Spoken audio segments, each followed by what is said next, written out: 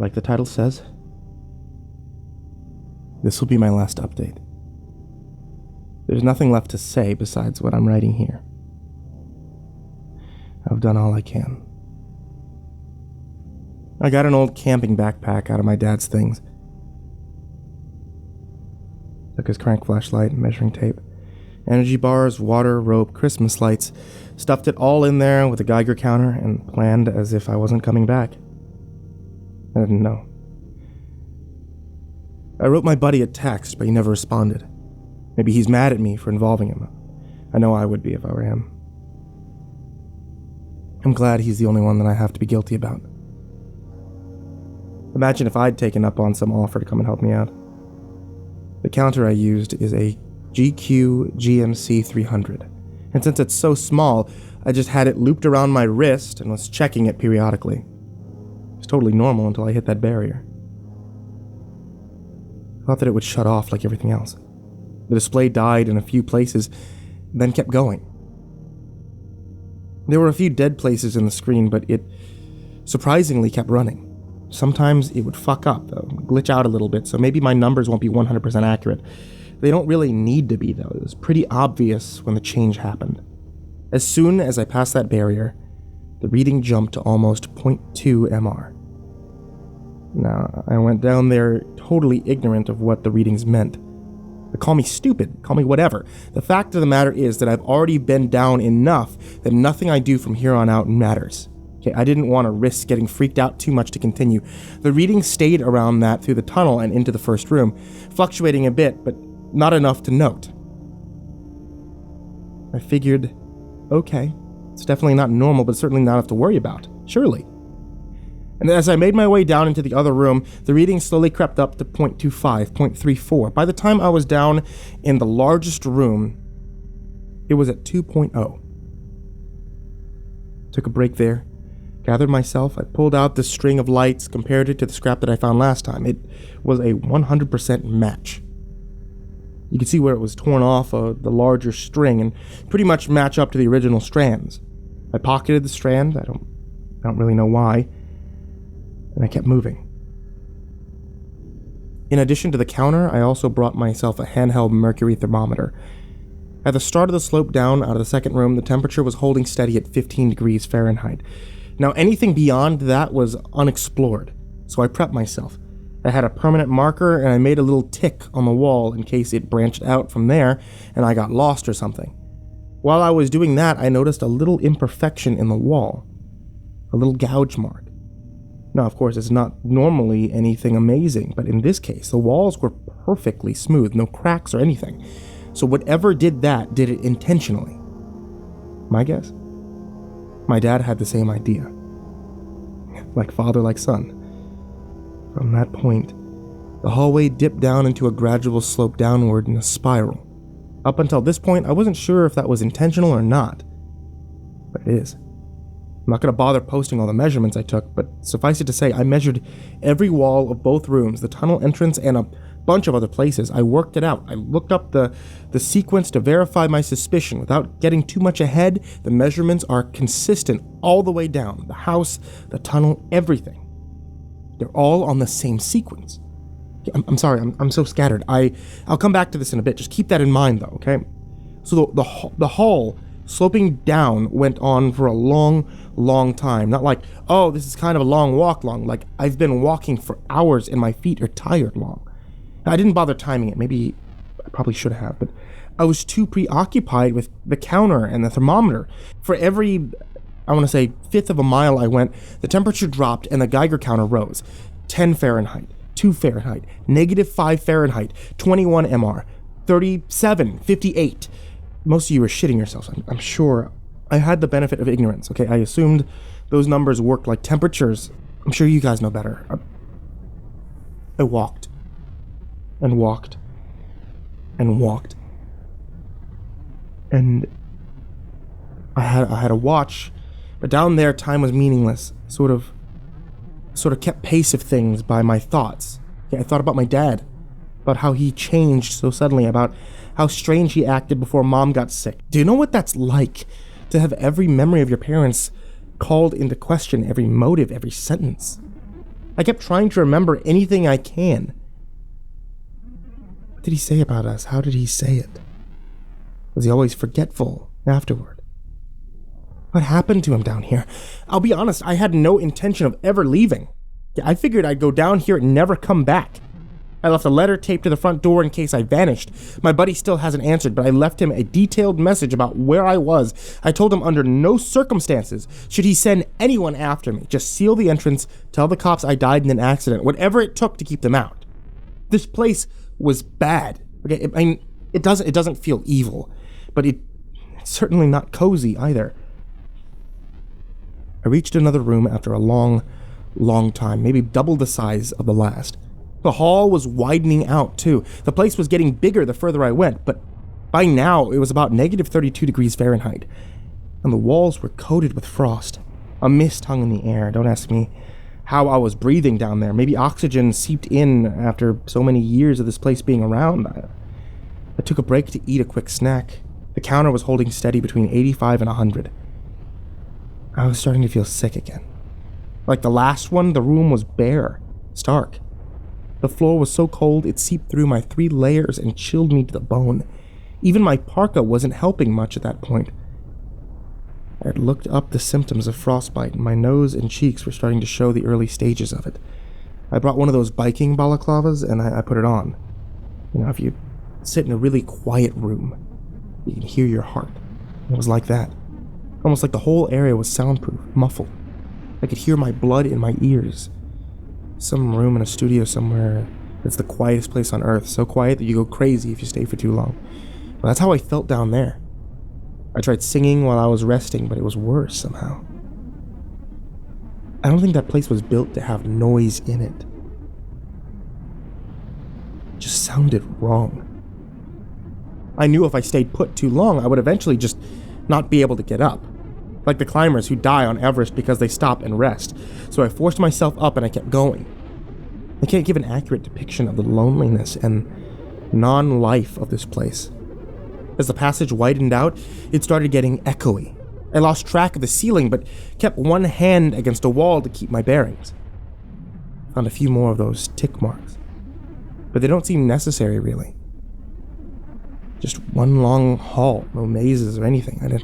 I don't get the sense that it was built to be a trap. Both numbers kept rising and falling, respectively. I didn't know what the numbers meant, but even I was smart enough to know the ones on the counter were getting serious. They were rising much faster now, skipping entire decimal places. 200, 400, 800. It seemed like every few feet I went, it just got worse and worse. The process of going, finding a new room, and passing through it repeated. I don't know how many times. So stupid. I should have been more careful about recording the exact distance, but I had this horrible sense of futility. Like nothing I did mattered anyway. Whatever place was built for, it wasn't being used anymore. It felt abandoned. I was acutely aware that I was the only one down here. And then a little further on, I found a glove. I recognized it as my dad's. It was distinctive because of the fur lining. I remember when he stopped using them. We all asked him about it. He loved those gloves, and he never even talked about losing one. Just said that he must have lost it somewhere. And that was that.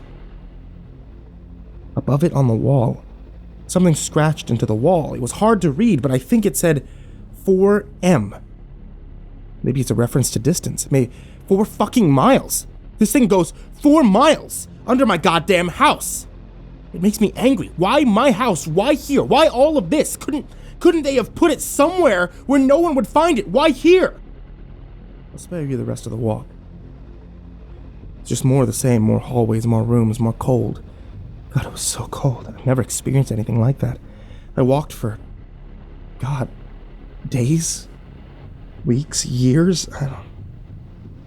It feels like I've been gone my entire life. Maybe it's so cold, time freezes down there too. I don't know, anything's possible. The Geiger counter had long passed the hundreds, thousands, tens of thousands. Even I knew what that had to mean. The last room came abruptly. The hall led into it and stopped. No other exits. No 2 walls with the same length. I measured 8 by 13 by 34 by 21. I wasn't surprised. Maybe you're smart enough to figure it all out. The entire house, the tunnel, the halls, the rooms, it's all Fibonacci numbers. I had to do some Googling, but it all checks out. The entire fucking thing is built in a perfect Fibonacci spiral. I looked that up too. It's a sacred shape. It's life. It's found in nature of all kinds. I can only guess why it was so important to build it that way. In the last room, the ceiling was so high I couldn't see it, even with the flashlight. It was snowing. Did you know it could snow underground? Maybe it can't. Maybe by then I was so utterly fucked that nothing was the way it seemed. Temperature, -89. Geiger counter, 377,000. I threw up as soon as I entered the room and I couldn't stop. I felt weak, I felt dizzy, my skin prickled, the snow felt electrically charged. It had no shape. The flakes themselves, the little crystals were all wrong, not pretty like they should have been. Mutated, points in all directions. Even the snow knew it didn't belong down here.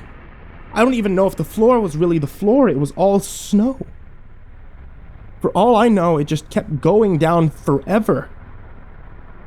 Take it away, maybe I would have fallen forever.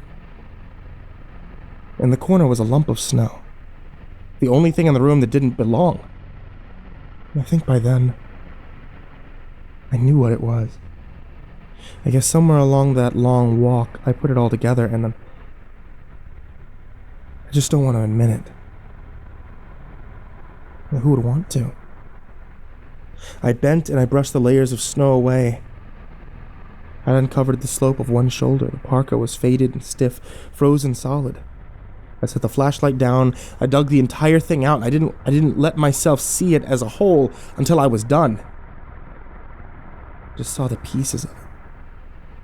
Familiar boot, hair, hands curled at the chest, a bruised neck.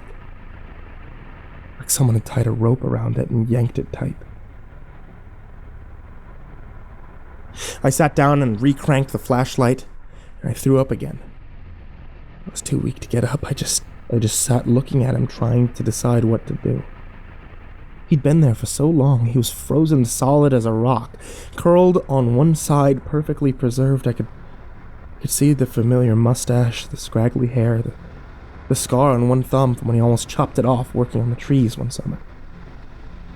It was horrible to find him there. It's so good to see him. Even in that state. I didn't realize how much I'd missed him. He was long gone, but just to be next to him, to see and to touch him, it was wonderful in a way. A relief to finally know what had happened. He made it so far. He was the kind of guy that Dad was. He made it farther than I ever would have, even if he was freezing and sick. He would have seen it to the end, made sure that nothing could hurt us. I wanted to get him out of here, but I couldn't even budge him. I was too weak.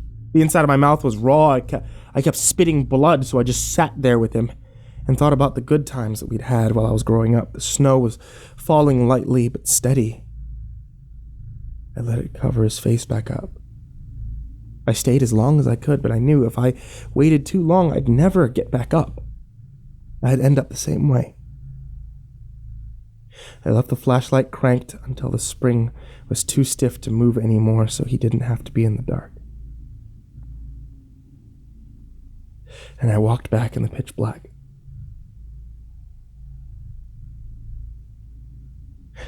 I had to go slow.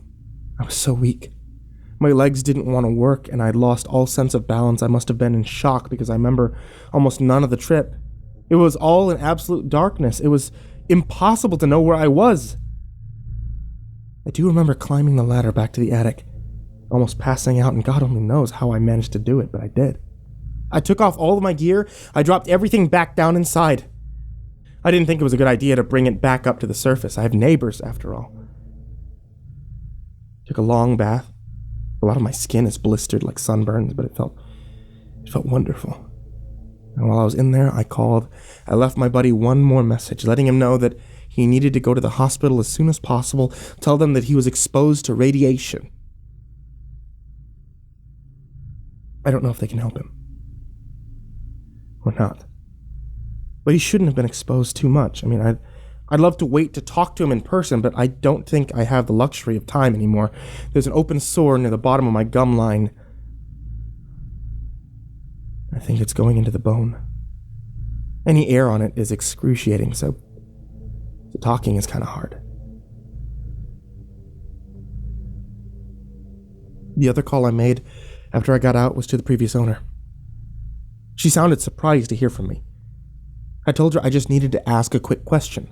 She was very nice about answering it. She said Dad came by when they listed the house, asked about the price, but never called it back. She figured that's why I bought the house, some kind of gift to him. I asked, was she sure? She said, of course. She even got his full name from him. He gave her the entire thing. Even though I remember his middle name being somewhat of a hot topic with him growing up due to his family history. He wasn't fond of his father, who also had that name. She said, Dad and I looked a lot alike, but he looked great for his age. I thanked her and I hung up. See, it all makes sense to me now. Hindsight is 20/20, of course. I probably could have figured it out sooner, but I guess I didn't want to believe that it could have been true. Maybe I don't have it all exactly right, but I can put the pieces together in a decent picture. I don't know if the family who owned the house brought whatever was down there with them. Maybe they were intending to build a cellar and stumbled on the system. Maybe they built it to hide their secret. I don't know. But they got tired of taking care of it. The thing that lived in the bottom of the spiral of constantly playing keeper. They died out. The house passed on to my parents. I guess we sort of inherited the responsibility. But of course, how would we have known? Dad probably went down there thinking that he'd come up with a great story to tell. He took the lights with him. Maybe because he didn't want to turn around once he got in there. Maybe he would have died as quickly if he'd left them behind. I don't know, maybe when whatever was living in there was around, the radiation was higher.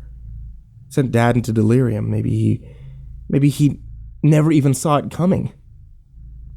I'd like to think it killed him quickly. That he didn't suffer. Those bruises, whatever wrapped the lights around his neck, did it so hard he couldn't have had any chance to get away. So hard a piece broke off, and the thing carried it until realizing it would be too incriminating to have it around. Maybe whatever it was just trying to escape. For years, it lived with us and poisoned us all. It gave my mom cancer. It waited for her to die so that it could slip away. It was smart enough to know that we'd come looking for it if it just up and disappeared. Whatever it is, a shapeshifter, a monster, I guess I don't really care. It's out there, wearing my dad's appearance like a second skin, and maybe it's gone far away now that it knows the house is back in the family. It doesn't want to be sent back down. It has what it wants. It's free. I'm leaving a letter for my brother instructing him to sell the house as soon as it's passed on to him. I'm leaving it and everything else to him. I'm not going to tell him anything. I'll say that I got tired of living. I went somewhere quiet and I died. I'll say they'll never find my body. I'll sign the letter. I'll make sure they know it's me. I know. I don't want them searching too hard. Bring a blanket, my favorite pillow, some water. I doubt it'll take long, but I don't want to die thirsty. I'll also bring a small thing of epoxy to seal the entrance shut behind me, a padlock too. So even if the epoxy is dissolved, they won't be able to get in. The door is almost invisible anyway. Sealed shut, it'll be like it was never even there. I checked the house. The radiation levels are a little high. Maybe they'll go down once I leave. I won't be staying long. I don't want to contaminate anything any more than I have. Somewhere out in the world right now, my dad is walking around, but it's not my dad. It's something else. Maybe it doesn't even know what effect it has on people. Maybe it does. But there's nothing I can do about it either way. I'll go back down, seal myself inside, and go sit with my dad until my body gives out. Like I said, it won't be long. I can feel myself coming undone inside. My chest hurts. My lungs are all soupy. A couple of my teeth have already fallen out, too. Whatever cancer I have is spreading like a fire. And hopefully, I'll die of the cold before it kills me first. Please, don't try to look for me. Just tell my story and make sure people know that I tried my best not to bring anyone else into this. Brian, I love you. Please forgive me for what I've done. If you ever see this, I really tried my best to be a good brother. Please get yourself checked out as soon as possible. It's not too late for you. Mom, I love you. I don't know why any of this happened to us. I wish I could take it all back and never find that door. I wish I could go back and do everything again. I got the answers, that's all I could do. I did my best. When I see you, I hope you won't hate me for what I did to us. And Dad, I'll see you soon. I'm coming to meet you. I'll make sure you're not alone anymore. I love you all. And I'm so sorry.